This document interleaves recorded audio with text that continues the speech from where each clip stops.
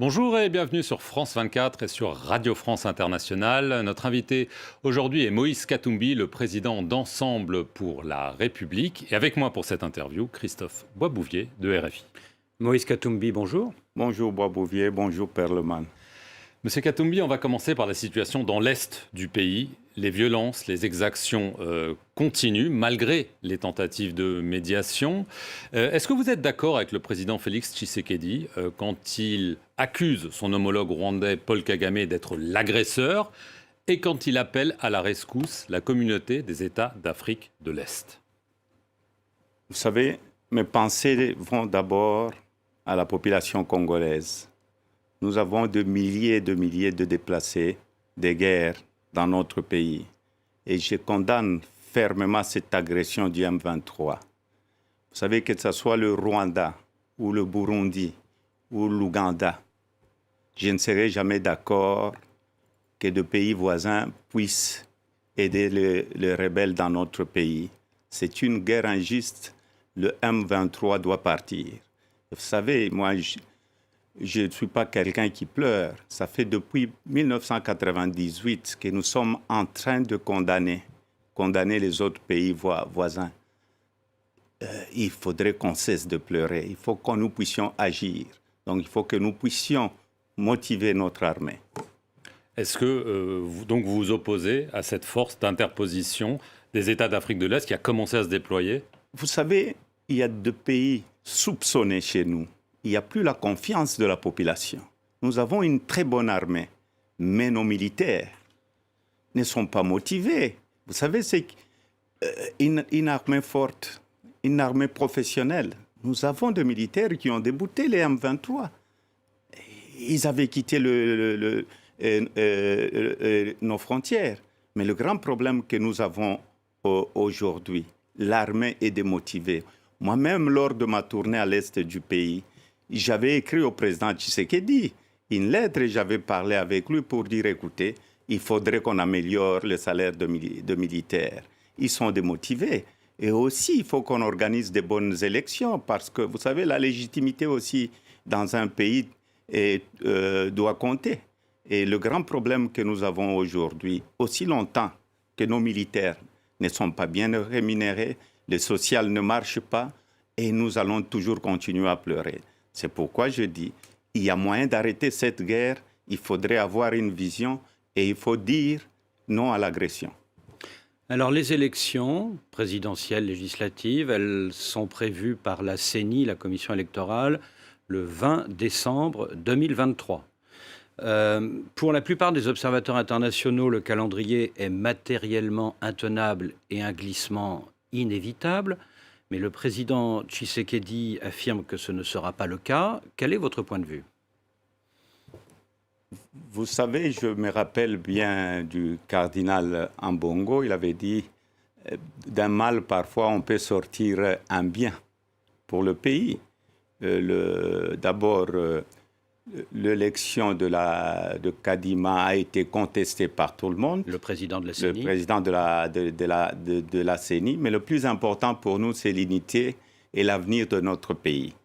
Oublions le passé, voyons voir l'avenir.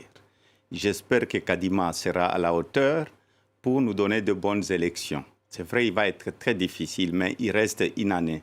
Si on a la volonté de changer les choses dans notre pays, le président Kadima doit les démontrer. Et en plus, le plus important pour moi, c'est les jours des élections.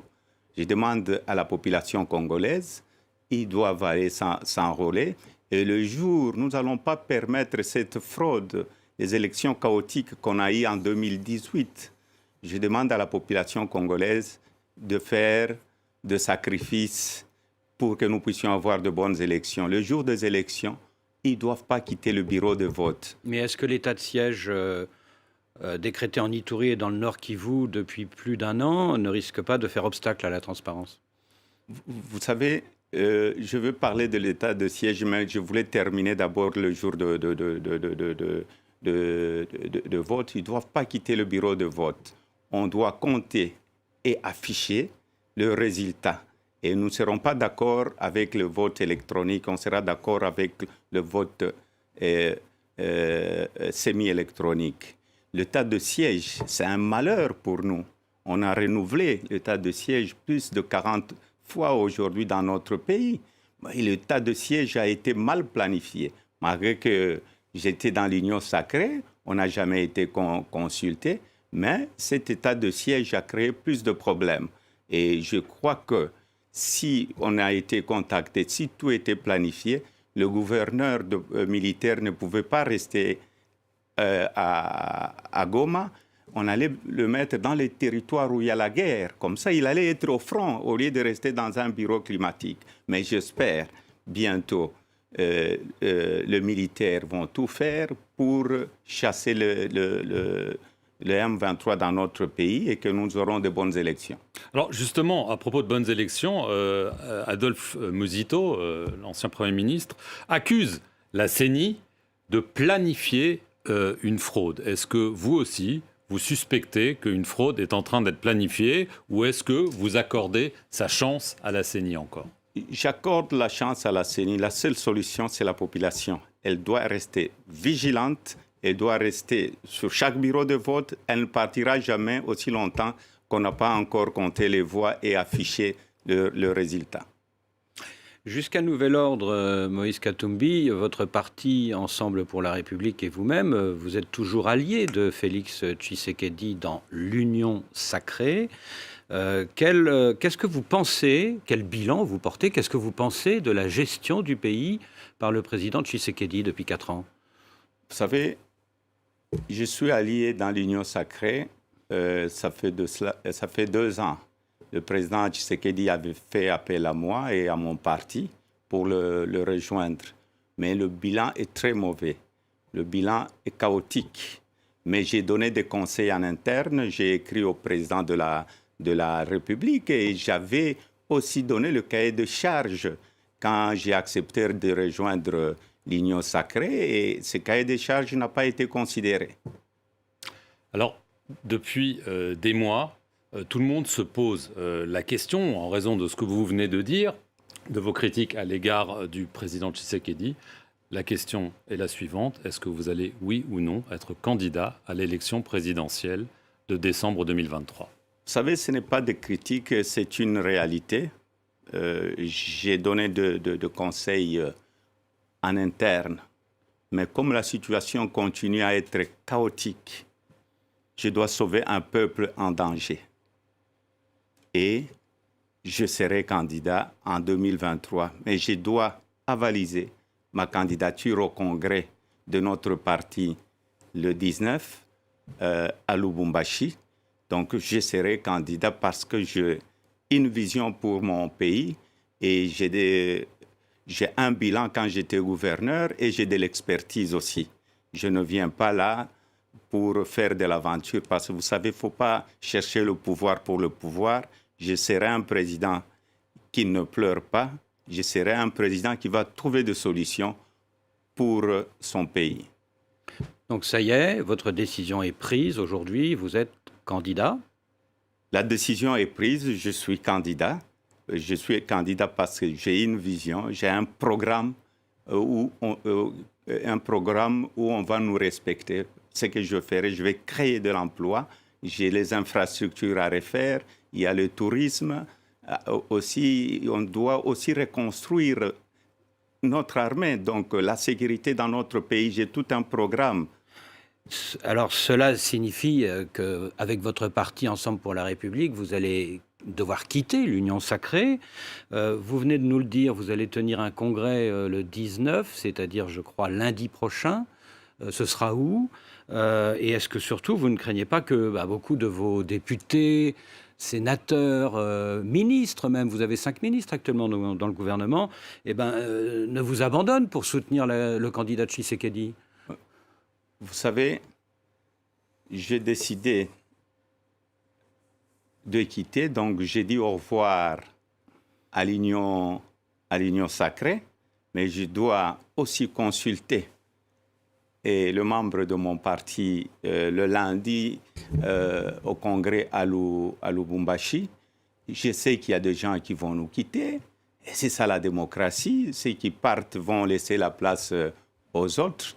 Mais nous allons continuer avec de vrais combattants qui voudront que nous puissions changer la situation de notre pays ensemble pour un Congo meilleur. Alors, cette décision, vous y avez longtemps réfléchi parce qu'elle est lourde de conséquences. Il y a quelques jours, Laurent Baté-Benga, le président du tribunal de commerce de Lubumbashi, a démissionné. Il a déclaré dans sa lettre de démission, on va le citer, avoir reçu des pressions pour intervenir dans le dossier de votre société, MCK, c'est un long litige, afin, et là je le cite, de priver un adversaire politique des ressources financières qui lui donneraient les moyens de combattre le régime lors des élections de 2023. Il parle de vous, visiblement, et de quoi s'agit-il ? Vous savez, c'est le problème d'une ancienne société à moi qui est MCK. C'est un procès qui était ici à Paris, à la cour d'appel. MCK avait gagné le procès et à la cour de cassation de Paris. Et j'ai lu la démission du juge Batou-Benga. C'est ce que nous avions condamné ensemble avec le président Tshisekedi, l'arbitraire et l'instrumentalisation de la justice. Heureusement, il y a encore des personnes comme le juge Batou-Benga, mais nous avons de très bons juges. Nous devons laisser la justice fonctionner convenablement dans notre pays. Pourquoi les gens ne nous respectent pas aujourd'hui? L'instrumentalisation de la justice. Nous devons avoir une justice indépendante. Et pour moi, je ne vais pas faire marche arrière.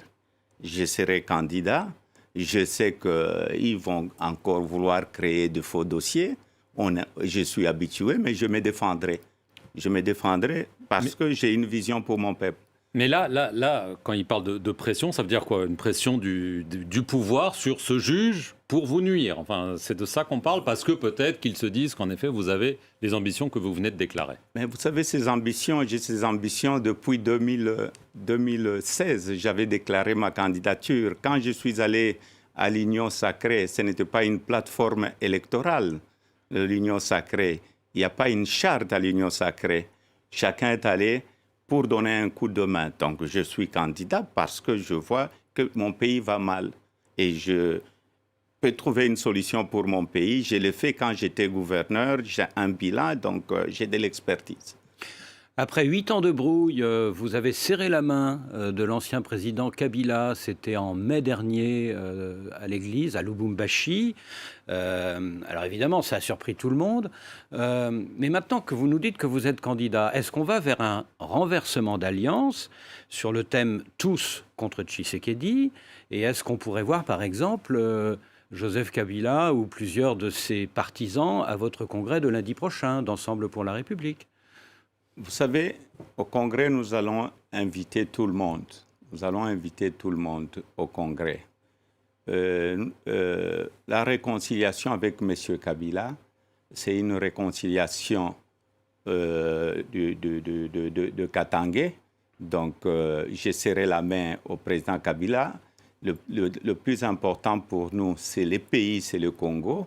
Je suis un chrétien catholique et j'avais serré la main et ma main était sincère parce que nous devons voir l'avenir en face. Et le plus important pour moi, ce n'est pas, pour le moment, nous n'avons pas un deal politique avec qui que ce soit, mais le parti va voir lors des assises ce que nous devons considérer comme amis et alliés. Y compris, pourquoi pas, les kabylistes? Vous pourriez faire alliance avec les kabylistes? Vous savez, pour le moment, nous avons un grand parti politique. Nous avons notre propre vision avec le parti politique. Pour le moment, nous marchons en tant qu'ensemble pour la République. Mais quand vous dites pour le moment, ça veut dire que ça peut changer, qu'il peut y avoir cette main à l'Église, peut devenir une alliance politique. Non, vous savez, il y a eu la main à l'Église, mais il y a plusieurs candidats qui se sont déclarés, et je respecte tous, je respecte tout le monde. Mais jusqu'à aujourd'hui, ce n'est pas à l'ordre du jour. Mais justement, il y a beaucoup de candidats dans l'opposition, en plus de vous, hein, Monsieur Katumbi. Il y a Matata Ponyo, il y a Mouzito, il y a Fayoulou, pourquoi pas demain le prix Nobel de la paix 2018, le docteur Mukwege. Or, il n'y a qu'un seul tour dans votre pays. Est-ce que cette multitude de candidats de l'opposition ne va pas faire le jeu du président sortant? Vous savez, d'abord, je félicite mes frères candidats. J'espère peut-être qu'il y aura encore une femme qui va devenir aussi candidate. Mais c'est là, vous savez, le grand problème que nous avons aujourd'hui, c'est les élections à un tour. Le jour que je serai réélu président de la République, je vais remettre les élections à 2 tours. Donc, pour être président, pour avoir la légitimité dans notre pays, il faut avoir 50 plus 1. Si vous avez moins de 50%, vous ne pouvez pas défendre la population congolaise. Ça, c'est après 2023, mais là, on parle de maintenant. Oui, donc, quand je parle de maintenant, je n'ai pas peur. De toute façon, vous savez, la porte est ouverte à tous les candidats. Je l'ai fait. Quand j'étais à l'opposition, avec le rassemblement à Genève, la porte est ouverte, mais là, j'ai un grand parti politique. Je ne peux pas décider seul aujourd'hui. Je dois consulter le parti. Et si le parti me donne le mandat de négocier avec les autres, c'est ce qui serait une très bonne chose pour le pays. Merci, Moïse Katumbi, de nous avoir accordé cet entretien. Et merci à vous de nous avoir suivis sur nos 2 chaînes, France 24 et Radio France Internationale.